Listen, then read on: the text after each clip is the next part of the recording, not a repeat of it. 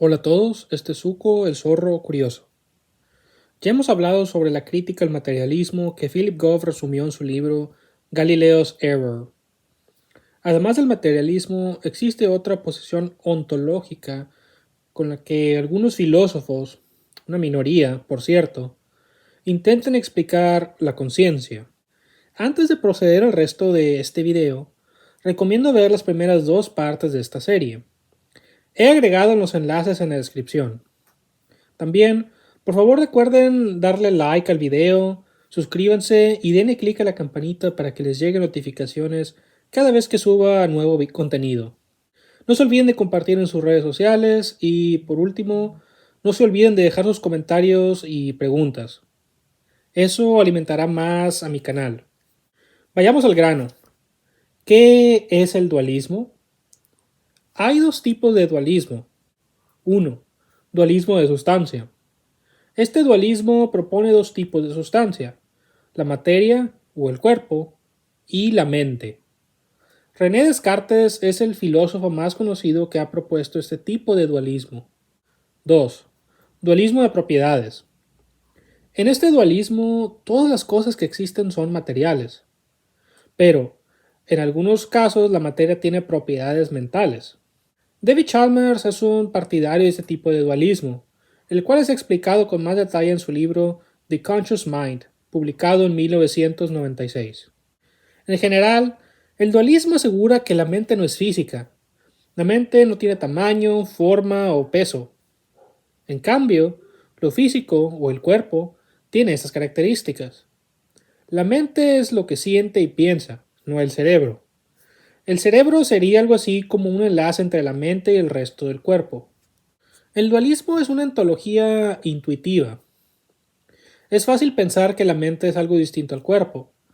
Si pudiéramos entrar al cerebro, en ese denso bosque de neuronas con sus dendritas, sus axones, neuroglías y neurotransmisores siendo transportados entre las sinapsis de las neuronas, si entráramos a los axones y viéramos la quinesina viajar por el microtúbulo del axón transportando vesículas con neurotransmisores, veríamos un cosmos en miniatura. Pero todo ese espectáculo microscópico no nos daría ninguna evidencia de una mente. Si te metieras al cerebro de alguien, no verías a la mente de esa persona, es decir, sus emociones, su experiencia subjetiva, etc. Solo mecanismos.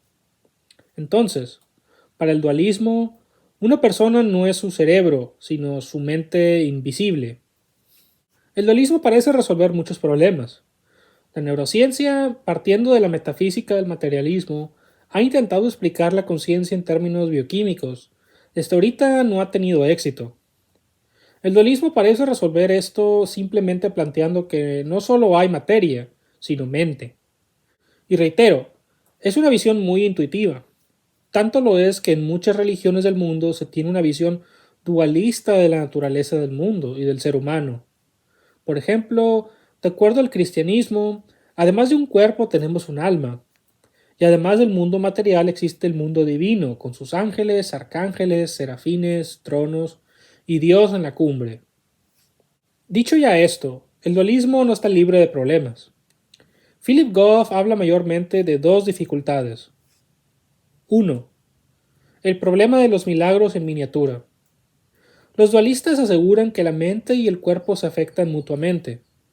La mente controla el cerebro, el cual a su vez controla el resto del cuerpo. A su vez, la mente puede sentir lo que le pasa al cuerpo, sintiendo emociones y experiencias. Si la mente tuviera efectos en el cerebro, eso significaría que habría cambios en el cerebro que no podrían ser explicados por procesos neurobiológicos. Algo análogo ocurre con visiones de un Dios que interfiere en la naturaleza, creando milagros como la cura ciegos o tumores que desaparecen sin explicación o mares que se parten. Nunca hemos detectado un caso definitivo, una prueba de un milagro que no pueda ser explicado de manera natural. Puede haber milagros en el sentido de hechos naturales, pero muy poco probables. Por ejemplo, que él o ella te diga que sí. Pero es obvio que este tipo de milagros han ocurrido a lo largo de la historia, y este hecho es consistente con el naturalismo. Pero aún no tenemos evidencia de milagros donde el orden natural es alterado por un ser divino. Volviendo al dualismo, si la mente tuviera influencia en la materia del cerebro, esta influencia no sería explicada por la neurociencia. El problema es que hasta hoy nunca se ha encontrado evidencia de estos milagros en miniatura en la neurociencia. Los procesos en el cerebro tienen explicaciones neurocientíficas que no necesitan de una mente inmaterial. Claro, aún hay huecos en nuestro conocimiento del cerebro y sus procesos, y es posible que algún día encontremos evidencia de estos milagros en miniatura. Pero esto es considerado menos probable conforme pasa el tiempo y dicha evidencia no emerge. En pocas palabras, si hubiera milagros en miniatura creados por una mente inmaterial al controlar los mecanismos del cerebro, ya los deberíamos haber detectado. Entonces, ¿por qué no los hemos encontrado? Puede ser que sean muy difíciles de detectar o puede ser que simplemente no existan. Y esta segunda opción se vea siendo más probable. 2. La falta de simpleza. La navaja de Occam, que también se conoce como el principio de parsimonia, es un principio filosófico y metodológico que sugiere que si ya hay dos explicaciones que abarcan todos los datos, la más sencilla es preferida, puesto que es la más probable. Esta última parte es cuestionable, puesto que no se explica por qué lo más sencillo es lo más probable. Además, ¿quién dice que el universo, entendido como la totalidad de todo lo que existe, va a ser algo sencillo o simple? ¿No es la sencillez una evaluación humana a la cual el universo sería indiferente? Si observáramos otras escalas en la realidad, puede que éstas muestren más complejidad. Hay una cosa que quiero aclarar. Sencillo en el contexto de la navaja de Occam se refiere a la postulación de menos entidades en una explicación. Por ejemplo, supongamos que hay dos explicaciones X y Y. La X postula dos entidades, mientras que la Y 5. Ambas explican todos los datos, pero la diferencia es que X es más simple, puesto que postula menos entidades. Por eso es la más preferida. En el caso del dualismo como explicación de la conciencia, si el dualismo no pudiera explicar la interacción entre el cerebro y la mente, entonces puede ser rechazado.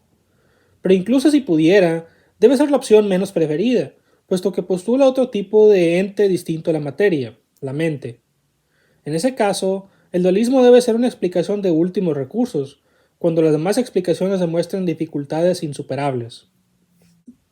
Para resumir la crítica al dualismo, el dualismo tiene las siguientes deficiencias. Si hubiera una mente separada de la materia, observaríamos sus efectos en el cerebro, efectos que no podrían ser explicados por la neurociencia. Es decir, milagros en miniatura. Conforme ha ido avanzando la neurociencia, no se ha encontrado evidencia de milagros en miniatura en el cerebro, y la falta de evidencia hace que consideremos menos probable su existencia. También, el dualismo no es una explicación sencilla, puesto que postula una mente incorpórea distinta a la materia. Ahora, esta crítica no debe llevarnos a descartar el dualismo para siempre. A pesar de que no tenemos evidencia de una mente inmaterial, el trabajo científico en la neurociencia, incluso en la física, está lejos de estar completo.